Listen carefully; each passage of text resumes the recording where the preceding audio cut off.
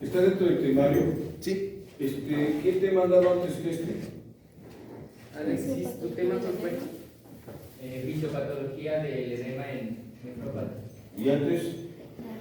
¿Este es el tercero o el cuarto? El cuarto. Este es el cuarto. Antes fue historia clínica. Historia clínica, anatomía de riñón y fisiopatología de edema. Pero había otro tema que era barrera glomerular. Se expuso con anatomía. Ah, vale, esto es sobre anatomía. Sí. Sí. Bueno, sí, dieron sobre la barrera glomerular. Sobre la barra. Porque dentro de los documentos estaba para el expositor cuál es la barrera. ¿Quién tiene los documentos? ¿Tú? Ya lo deben tener todos, ¿eh? Sí, ya todos deben de tener sus documentos.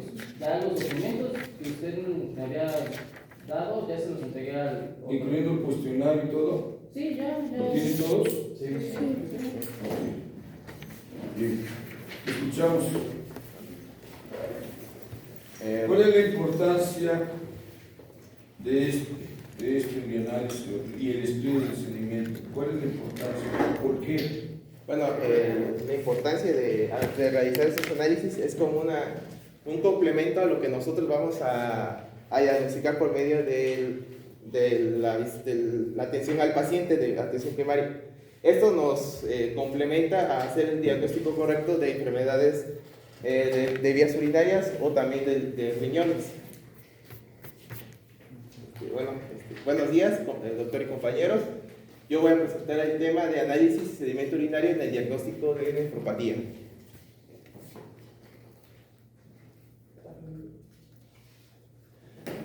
Bueno, como ya anteriormente había dicho, que esta es la prueba de orina que se va a realizar para detectar si hay una infección en vías urinarias.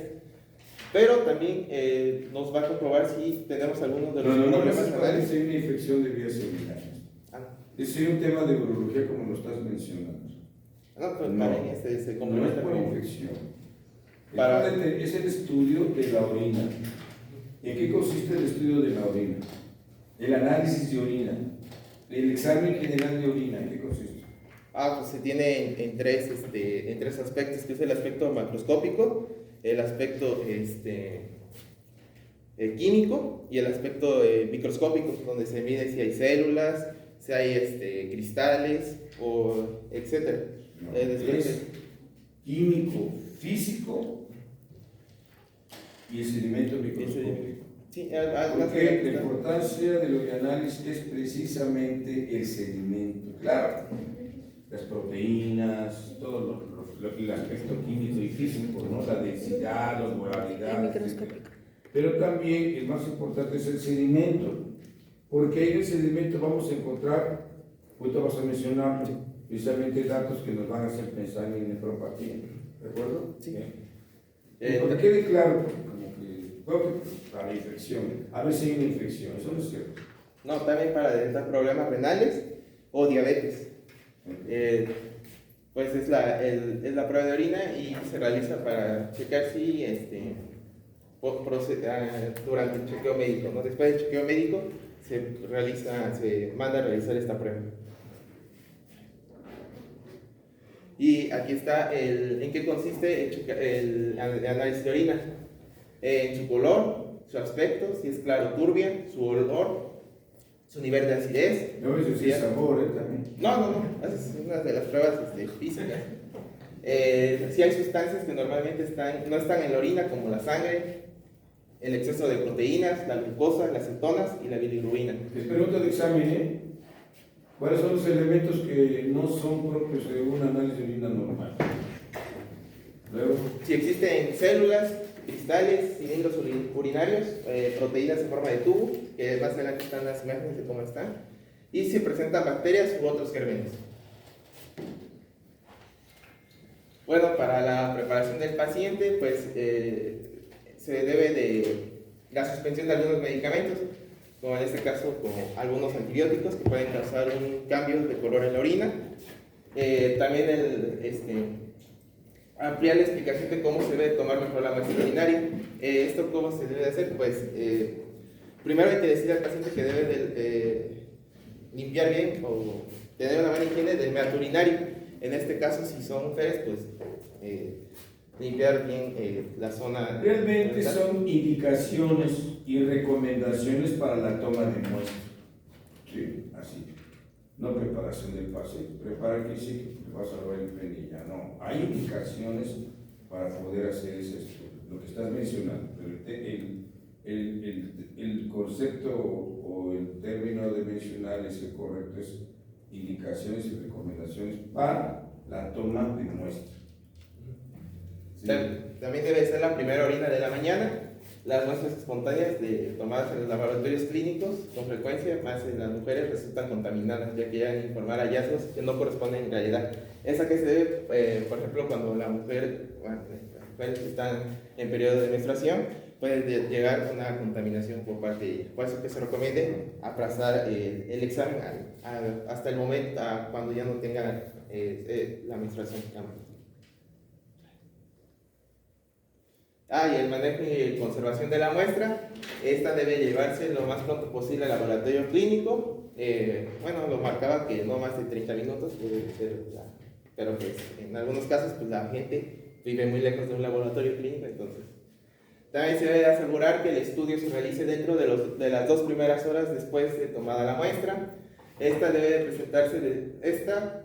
puede presentarse destrucción de leucocitos y eritrocitos, proliferación de bacterias, degradación bacteriana de la glucosa, aumento del pH en la formación del amoníaco como resultado de la degradación bacteriana de la urea y oxidación de la bilirrubina y del urobirinógeno, entre otras, que dan resultados falsos positivos o falsos negativos.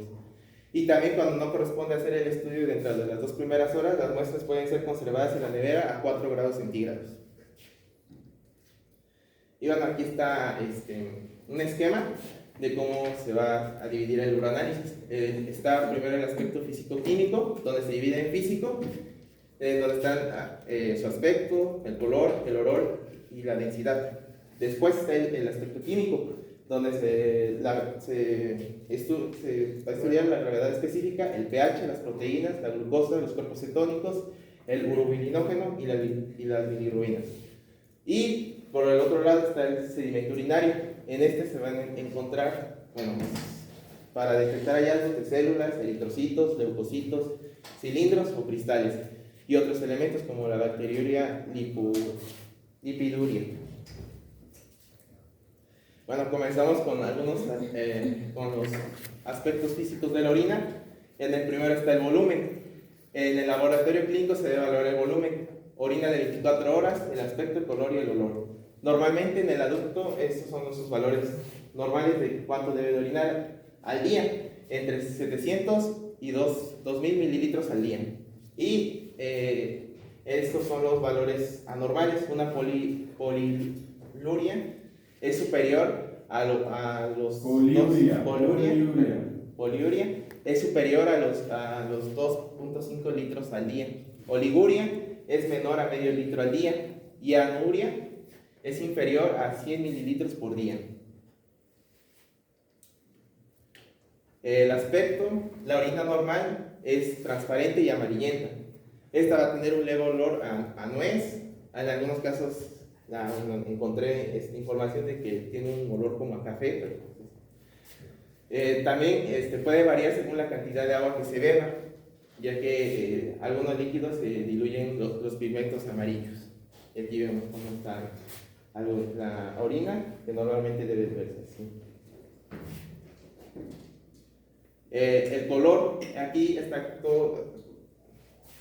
algunos colores en cómo se va a ver la orina.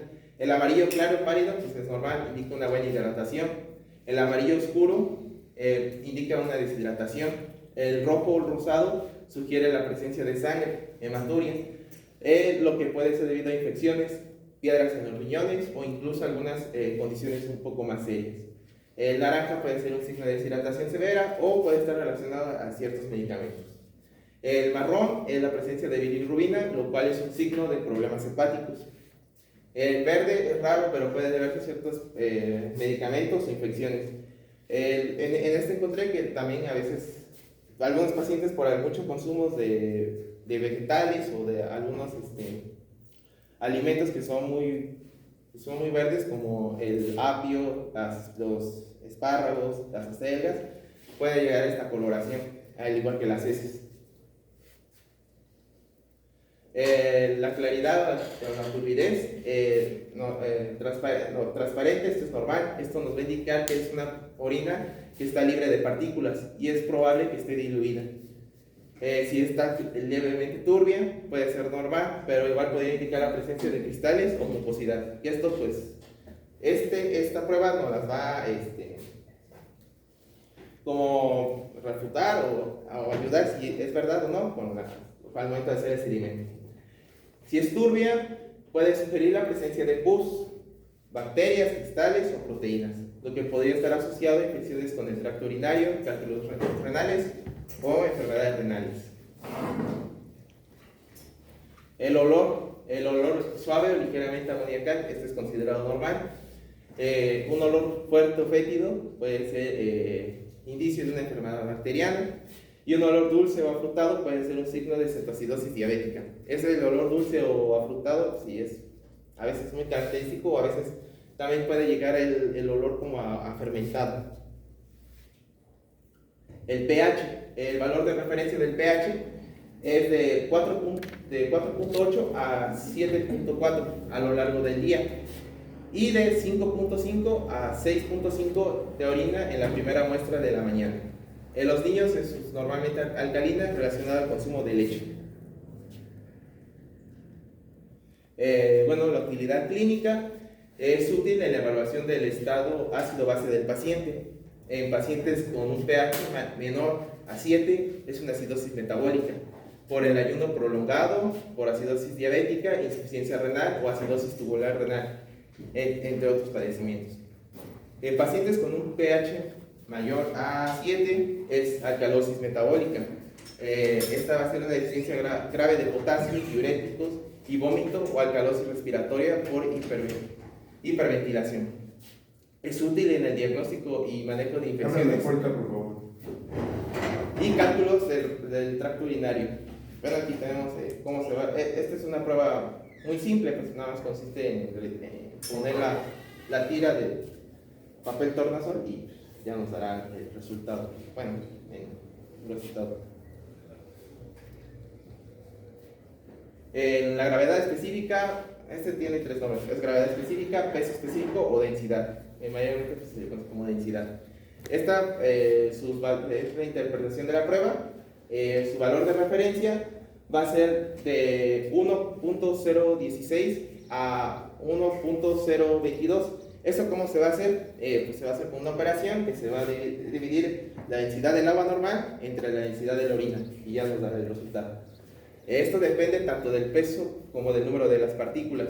Las sustancias de alto peso pueden aumentar significativamente la gravedad específica. Y aquí están estos tres padecimientos, que es la isotenuria, que constantemente está en 1.010, la hipostenuria, que está por debajo del 1.010, y la hiperstenuria, que esta no se utiliza. Y en estado normal, la gravedad específica de la orina pues, puede oscilar también entre 1.003 y 1.30 en la práctica. Y también esto nos puede ayudar si hay niveles de deshidratación o si está bien hidratado el paciente. La utilidad clínica de la prueba es una información sobre el estado de hidratación y la capacidad de concentración de los riñones. Otra que va a aumentar la presencia de glucosamina en el síndrome de secreción inapropiada de la hormona antidiurética, y disminuye el uso de diuréticos, diabetes insípida, la hiperaldosteronismo e insuficiencia suprarrenal cuando hay daño en la función renal. Pasamos al siguiente, que son los aspectos citoquímicos. En este caso comenzamos con las proteínas. Los valores de referencia deben ser negativos, menor a 10 miligramos sobre decilitro. Entre las proteínas urinarias normales se incluye la albúmina, las globulinas séricas y las proteínas que van a ser secretadas por los túbulos renales. La proteinuria es característico de una enfermedad renal. La expresión de urinaria de proteínas mayor a 150 miligramos por día. La microalbuminuria es una secreción de 30 a 150 miligramos de proteína al día y es un signo de enfermedad renal temprana. Aquí es muy importante, también es una recomendación de hacer al paciente de que no realice ejercicio, ya sea un día o 2 días antes de esta prueba, ya que al momento de hacer ejercicio pueden detectarse o pueden dar falsos negativos o falsos positivos debido a la expresión de proteínas. La importancia clínica. La presencia de proteínas en la orina no constituye una prueba de nefropatía, ni su ausencia la excluye. En todos los casos que se encuentre en la orina o se sospeche clínicamente, se deberán de realizar estudios complementarios y establecer el diagnóstico diferencial adecuado. Pasamos al siguiente, que es la glucosa. Sus valores de referencia deben ser negativos, menor a 30 miligramos sobre decilitro. Normalmente la glucosa es filtrada por el glomérulo y esta es reabsorbida casi completamente por el túbulo proximal. Eso ya lo vimos en la exposición pasada. Y la glucosuria ocurre cuando la carga de glucosa filtrada excede la capacidad de reabsorción del túbulo, es decir, 180 miligramos sobre decilitro. La utilidad clínica, pues ya sabemos que es la diabetes mellitus, el síndrome de Cushing, la enfermedad pancreática, hepática y el síndrome de Fanconi. La ausencia de glucosuria no excluye el trastorno del metabolismo de la glucosa y sobre todo no excluye el diagnóstico de diabetes mellitus, ya que es un complemento a todos los diagnósticos que se va a hacer al paciente que se sospeche que tenga diabetes mellitus. La cetonuria, que su valor de referencia es negativo, menor a 5 miligramos sobre decilitro. Las cetonas, el ácido cetoacético o beta-hidroxiburitúrico, aparece cuando el organismo produce un aumento de degradación de las grasas por aporte energético insuficiente de hidratos de carbono. Su utilidad clínica es útil en pacientes con diabetes mellitus, muy asociada a la diabetes descompensada, pero también puede ocurrir durante el embarazo debido a dietas libres de carbohidratos, a la deshidratación, al ayuno, también a la inflamación intestinal y la hiperagmesis. La ceturia en diabetes mellitus es especialmente importante en la diabetes mellitus para comprobar la descompensación metabólica. No es tan exclusivo en diabetes mellitus, ya que estados de carencia de alimentos, principalmente el ayuno prolongado, dietas bajas en hidratos de carbono o alimentación rica en proteínas, también puede llevar a un resultado de esto. Niños pequeños con vómitos cetonémicos, pacientes con fiebre, especialmente en presencia de enfermedades infecciosas, pacientes con vómitos y pacientes con algunas alteraciones metabólicas congénitas, como el síndrome de Fanconi. El urobilinógeno, que el valor de referencia es negativo, menor a 1 miligramo sobre decilitro. Normalmente la orina contiene pequeñas cantidades de urobilinógeno. Una utilidad clínica. Aumentada en la orina, si se aumenta el urobilinógeno en la orina, esto va a ser en pacientes con enfermedades hepatocelulares y en anemias hemolíticas. La presencia de urobilinógeno en la sangre es un indicador temprano de daño en el parénquima hepático y usualmente antes de que se presenten manifestaciones clínicas es importante reconocer la expresión del urobilinógeno. Tiene una valoración diurna. La razón más para el estándar de la muestra es la primera orina de la mañana para que se detecte el urobilinógeno.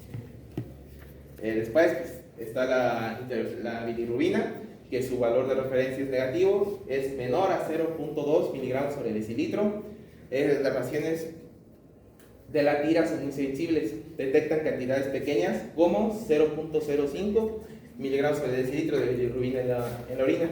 La bilirrubina, pues ya hemos visto que que es conjugada, puede concentrarse en la orina en pacientes con ictericia destructiva, daño hepático, cáncer de páncreas o de conductos biliares, en todos los padecimientos hepáticos. La bilirrubina no conjugada en procesos hemolíticos, insoluble en agua, no pasa a través del glomérulo y por lo tanto no aparece en la orina. positivas en ictericia hereditarias, como la enfermedad de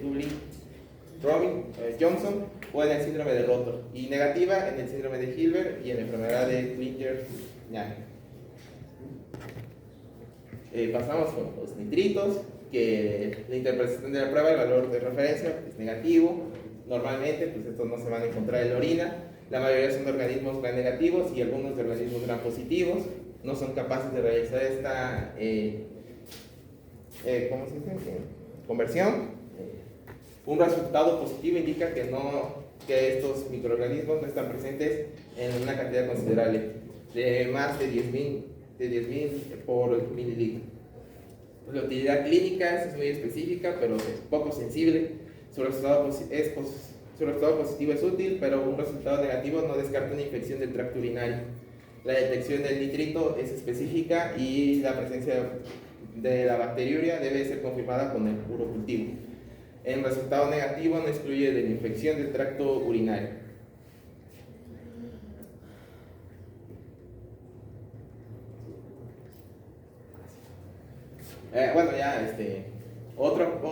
Otro aspecto citoquímico es los leucocitos. Su valor de referencia es negativo, debe ser menos de 10 leucocitos por mililitro. Los leucocitos excretados en la orina son casi exclusivamente granulocitos, polimorfonucleares, neutrófilos y eosinófilos. Y la tira reactiva detecta su presencia mediante la actividad de la esterasa. La prueba de esterasa detecta la presencia de leucocitos a niveles tan bajos como 5 células por campo de alto poder, tanto integradas como lisadas. La presencia de leucocitos en sangre, en orina.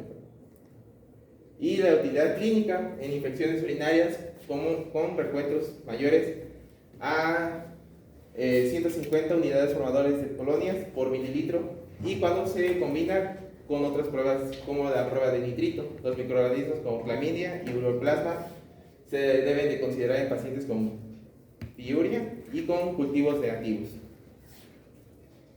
Otro aspecto citoquímico es la sangre, que su valor de referencia es negativo, debe ser de 0 a 2 eritrocitos por mililitro. Igual la prueba de tira detecta la actividad de la peroxidasa en los eritrocitos, pero la mioglobina y la hemoglobina también pueden catalizar esta reacción, por lo que el resultado positivo de una prueba puede indicar hematuria, hemoglobinuria o mioglobinuria.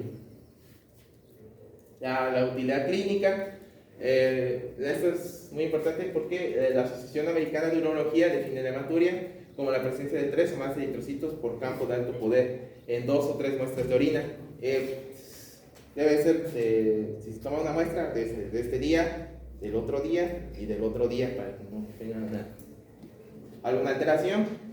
Algunos eritrocitos intactos en el examen microscópico pueden diferenciar entre hematuria de otras condiciones. El examen microscópico también puede detectar cilindros eritrocitarios o eritrocitos dismórficos.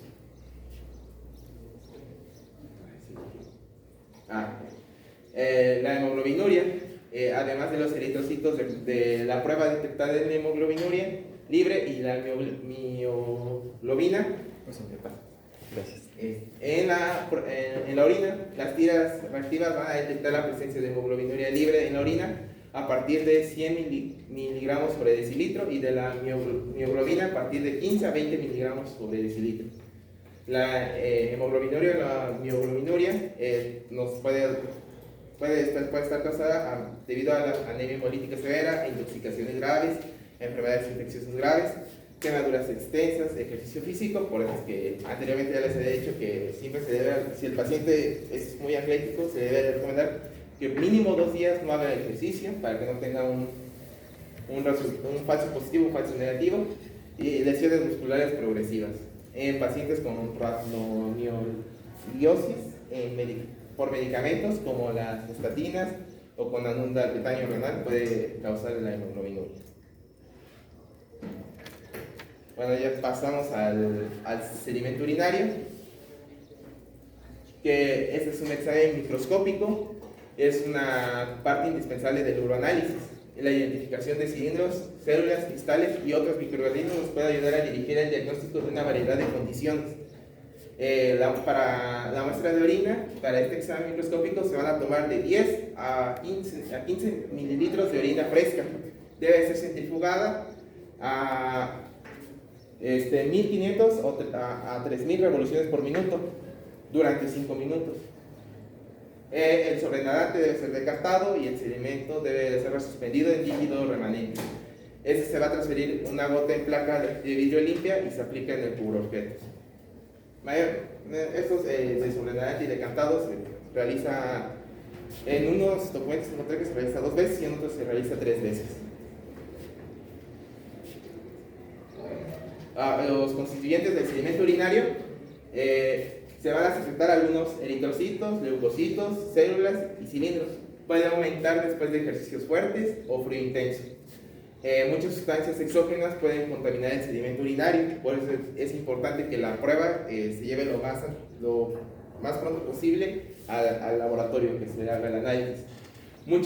También pueden aparecer en la orina algunas infecciones vaginales, incluyendo bacilos o tricomonas.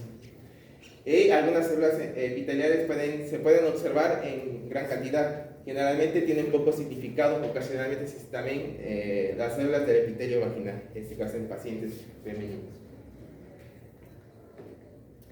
Bueno, las células, es posible identificar 2 tipos de células en el sedimento urinario, de acuerdo también a su origen, cómo proceden, por ejemplo, si proceden de la descamación del tracto urinario o las que proceden de la sangre. Algunas células procedentes del tracto urinario es habitual encontrar algunas células derivadas de la descamación del tracto urinario debido a su morfología del epitelio de donde se puedan originar. Por ejemplo, tubulares o renales, de transición y pavimentosas o escamosas. Las células tubulares o renales del epitelio que va a recurrir al túbulo proximal, distal y colector. Su valor de referencia son de 0 a 2 células por campo de alto poder. El daño tubular o la necrosis aguda o pielonefritis. Las células de transición, esos son epitelios que van a recubrir el tracto urinario desde la pelvis renal hasta la posición superior del uretra. Y algunas células pavimentosas o escamosas, esos son los epitelios que recubren la porción inferior del uretra y de la vagina. Son grandes y de bordes irregulares, con un núcleo pequeño y un citoplasma granular fino. El aumento en la orina, en la mujer sospecha de una contaminación de la muestra. Algunas células procedentes de la sangre, pues ya lo vimos, que son los eritrocitos y los leucocitos, y ellos se van a observar en el sedimento urinario y que pueden proceder de cualquier sitio del tracto urinario, desde el glomérulo hasta la uretra. Los eritrocitos normalmente se encuentran en una muy poca cantidad, su valor de referencia es de 0 a 3 por campo de alto poder. Algunos glóbulos rojos y cilindros globulados rojos que pueden confundirse con gotas de grasa, levaduras o células epiteliales. La presencia de los coágulos de la orina pues puede sospecharse de un origen de hematuria, en esta las vías secretorias. Cuando es similar al eritrocito puede sospecharse de una hematuria que se origina en las vías urinarias. Esa es la presencia de eritrocitos deformes. Bueno, aquí no se ven imágenes, pero sí se ven algunos eritrocitos deformes. Aquí se ven los cilindros de los glóbulos rojos. Algunos leucocitos que su valor de referencia van a ser de 0 a 4 por campo de alto poder. La mayoría de los leucocitos pues son polimorfonucleares neutrófilos que en la práctica no se diferencian. El recuento diferencial de los leucocitos, esos son con coloraciones especiales, incluye la coloración de Wright. La presencia normal de los leucocitos en la orina, la infección urinaria y en caso de las mujeres puede haber una contaminación. Las leucociturias son enfermedades inflamatorias de las vías urinarias, como la uretitis, la cistitis, la pielonefritis, que particularmente en las formas agudas, son esas formas agudas pacientes con procesos febriles, tumorales en las vías urinarias o trastornos inflamatorios crónicos y agudos se van a detectar los leucocitos, y en caso de que se observe leucocitosis inbacterioria se debe presentarse una uretitis por clamidia, neisseria o micoplasma. Ya pasamos con los cristales. Estos van a ser elementos que se forman debido a la precipitación de diferentes componentes urinarios, como consecuencia de un aumento su aumento en la orina o la alteración de la solubilidad. Los más frecuentes son los uratos, los fosfatos amorfos, los oxalatos de calcio, el ácido úrico, el trifosfato de amonio y el magnesio. La presencia de cristales en la orina tiene un significado patológico en casos de trastornos metabólicos. También la formación de cálculos y la regulación de los medicamentos. Los cristales de mayor importancia clínica son el cristal de cisteína en alteraciones del metabolismo de la cisteína, cristales de leucina en la leucinosis, enfermedad de la orina con olor a jarabe de arce, y en hepatopatías graves, los cristales de bilirrubina en caso de hiperbilirrubinemia severa, y los cristales de sulforaminas que son relacionadas con las sulfas que pueden llevar un daño renal por su precipitación a nivel de los túbulos renales. Ya pasamos con el siguiente, que es la bacteriuria, que su valor de referencia pues, es negativo. Estafilococos, estreptococos y los gram negativos se pueden diferenciar por sus características en el campo de alto poder. La coloración gram nos puede ayudar a orientar la relación para la elección del tratamiento, pero no es de rutina, ya que esto la bacteriuria, este examen nos va a complementar el urocultivo. En las mujeres, 5 o más bacterias por campo de alto poder reflejan 100.000 o más unidades formadoras de colonia por mililitro, un criterio diagnóstico de bacteriuria asintomática y muy compatible con infección del tracto urinario. En pacientes asintomáticos con una cantidad de unidades formadoras de colonia bajas, como de 100 miligramos de 100 sobre mililitro, se recolecciona una infección del tracto urinario y se considera el inicio del tratamiento con antibióticos. Y la lipiduria, que es la consecuencia de en ausencia de contaminación, la presencia de lípidos en la orina siempre se debe considerarse anormal. En pacientes con hiperlipidemia, importante cuando no está asociada a diabetes mellitus, grave, síndrome nefrótico, o en pacientes con preeclampsia severa, también puede presentarse en pacientes con fracturas óseas, con embolización de grasa, intoxicación por fósforo, intoxicación por monóxido de carbono o quimioterapia con cisplatina. Eso es muy raro.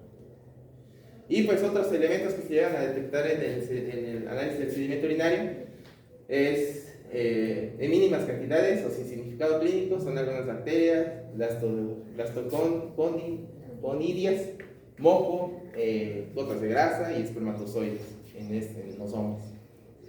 Y pues... A ver, regresen los cilindros, por favor.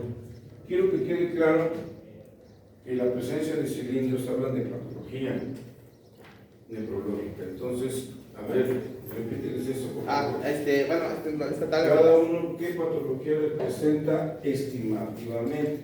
Bueno, si el tipo de cilindro es hialino, su condición asociada es pielonefritis, enfermedad renal crónica, y puede ser un hallazgo normal. Si es eritrocitario, es pielonefritis, glomerulonefritis, nefritis intersticial o procesos inflamatorios renales. Si el tipo de cilindro es epitelial, su condición asociada es necrosis tubular aguda, nefritis intersticial, eclampsia, síndrome nefrítico, el rechazo de injerto, ingestión de metales pesados o enfermedad renal. Si es granular, es enfermedad renal avanzada. Si es serio, es enfermedad. Serio, ¿cómo serio? Sí, serio, que tiene grasa, ¿no? Ajá, que es una enfermedad renal también avanzada. Si es graso, síndrome nefrótico, enfermedad renal o hipotiroidismo. Y si son mixtos, esta es enfermedad renal en estado terminal. Y pues ya. Bien, un aplauso para su compañero.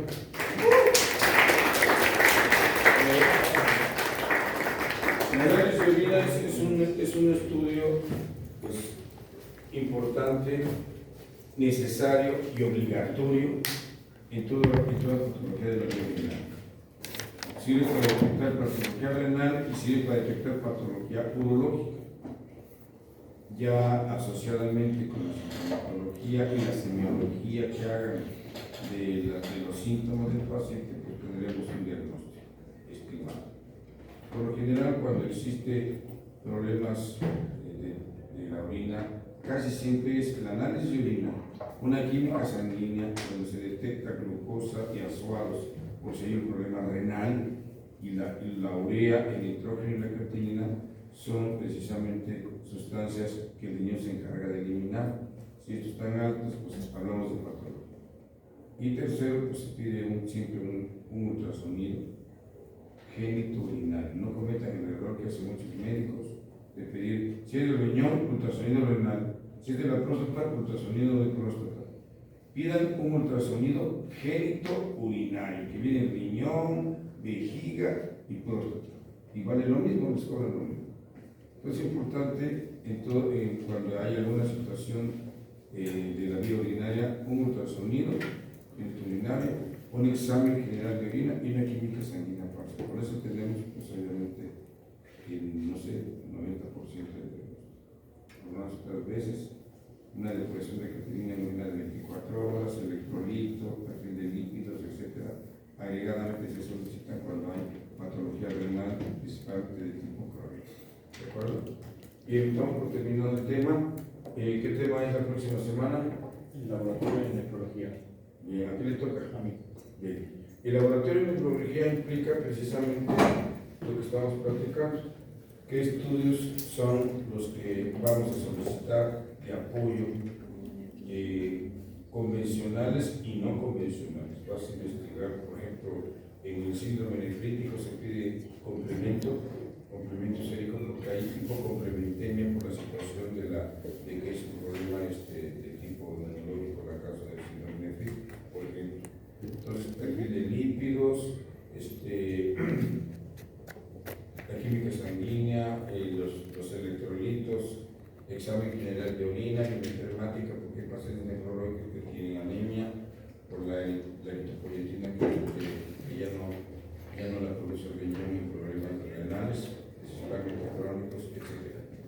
Todos los laboratorios que se puedan solicitar, porque necesitamos solicitar, los vas a mencionar en qué consisten y las cifras normales, no cómo se realiza, eso es un problema del laboratorio. Entonces, ¿nos toca cuándo? Martes. Martes. ¿Qué tema viene el martes? Disculpa, se no puede venir, pero estoy un poquito mal. Pero bueno, aquí estamos y nos vemos el martes, ¿de acuerdo? Ya deben tener su manual o el libro. El libro, a ver qué se coloca. Sáquele a los dos. Dijimos que el punto era o el manual, pues ya lo mandaron a hacer, ¿no? O bien cualquiera de los libros es válido. Quien quiera ahondar más en la patología nefrológica, se va a recomendar fisiopatología renal, ¿sí? O sea, las enfermedades que producen alteración en la fisiología normal de esto se trata de fisiopatología. O bien cualquiera de los dos, o el manual, o ninguno, es opcional. Ya dijimos